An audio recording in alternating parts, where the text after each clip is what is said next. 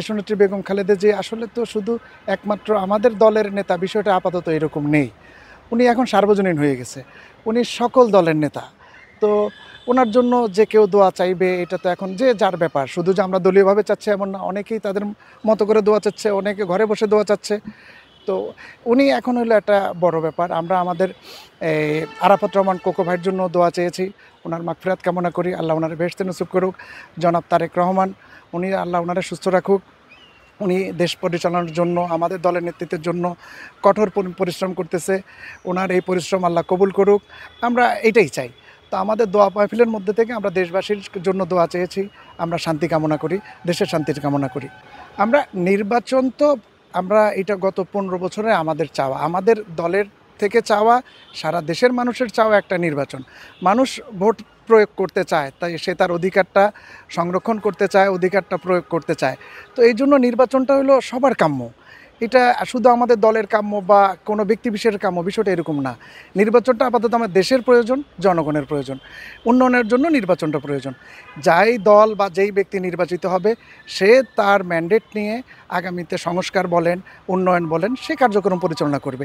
নির্বাচনটা আপাতত বাংলাদেশের জন্য একটা অতি প্রয়োজনীয় বিষয়।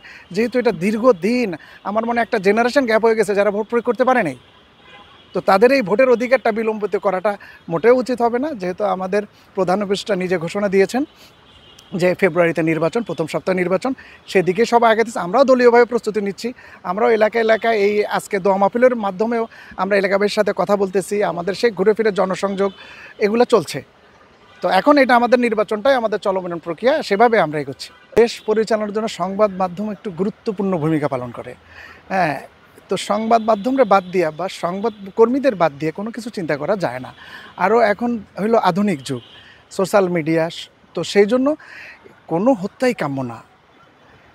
সাংবাদিক বা কোনো সাধারণ মানুষ কোনো হত্যা বা কোনো অন্যায় এটা আমাদের কারো কাম্য না। এগুলো আমরা তীব্রভাবে নিন্দা জানাই। এগুলার বিচার যত দ্রুত সম্ভব হোক। এরা যারা এটার সাথে জড়িত তাদেরকে আইনের আওতায় আনা হোক। এগুলো নিয়ে আমাদের বা ব্যক্তি আমাদের কোনো নাই। আর সাংবাদিকদের জন্য বরাবরই আমাদের দল সবসময় উদার ছিলেন। আমাদের শহীদ প্রেসিডেন্ট জিয়াউর রহমান সংবাদ মাধ্যমকে উন্মুক্ত করে দিয়েছেন। একনায়ক শাসনতন্ত্রকে উনি ভেঙে গণতন্ত্র প্রতিষ্ঠা করেছেন। তো আমাদের দল বা আমরা প্রথম থেকে এই বিষয়ে উদার।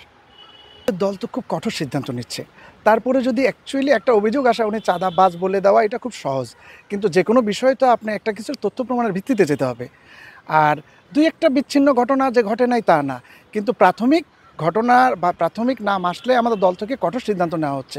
অনেকের বহিষ্কার করা হচ্ছে, পরে যাচাই বাছাই করার জন্য পাঠানো হচ্ছে। ইভেন এমনও বলা হয়েছে যদি প্রমাণ হয় তাকে আপনারা আইনের আওতায় নেন। দল থেকে তার কোনো রকম আশ্রয়-প্রশ্রয় দেওয়া হচ্ছে না। তো আমাদের এখানে আমাদের দল থেকে জনাব তারেক রহমান জিরো টলারেন্স। আমাদের দলের সিনিয়রদের সবাই জিরো টলারেন্স। ২-১টা বিচ্ছিন্ন ঘটনা ঘটে নাই সেটা বলব না। কিন্তু সেটা দিয়ে আপনার সার্বিক বিএনপি, সার্বিক দলকে সমালোচনা করা ঠিক হবে না। জি, আমির হোসেন সোহেল। আমি শাহবাগ থানা যুবদলের সাবেক সাধারণ সম্পাদক।